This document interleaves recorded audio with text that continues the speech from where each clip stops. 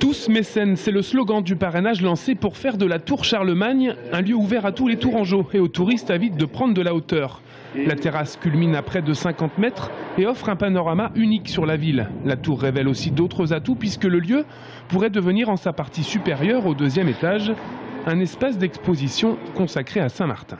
Le projet de la tour Charlemagne est un projet important pour la ville, effectivement, en termes tout d'abord de valorisation de ce personnage emblématique qu'est Saint-Martin, et puis effectivement au niveau touristique, d'avoir un point de vue qui aujourd'hui n'est pas ouvert au public, accessible à tous et qui est fort intéressant. On voit la ville comme on n'a pas l'habitude de la voir et ça apportera certainement un plus. C'est de permettre la réhabilitation de la tour de façon à ce qu'on puisse l'utiliser. Par exemple, ici, le niveau dans lequel nous sommes, qui est une très belle salle et qui pourrait, par exemple, servir d'auditorium.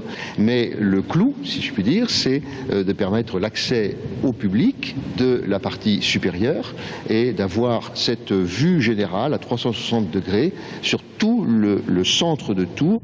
Une vue unique pour un projet ambitieux auquel vont s'associer durant tout le mois de décembre les commerçants de Tours en proposant 500 tirelires à disposition de leurs clients.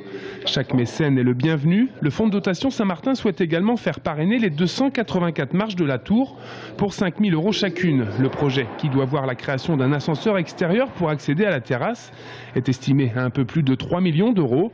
Les différents acteurs engagés pour faire revivre la tour espèrent d'ores et déjà récolter 50 000 € pour lancer un concours d'architectes début 2013.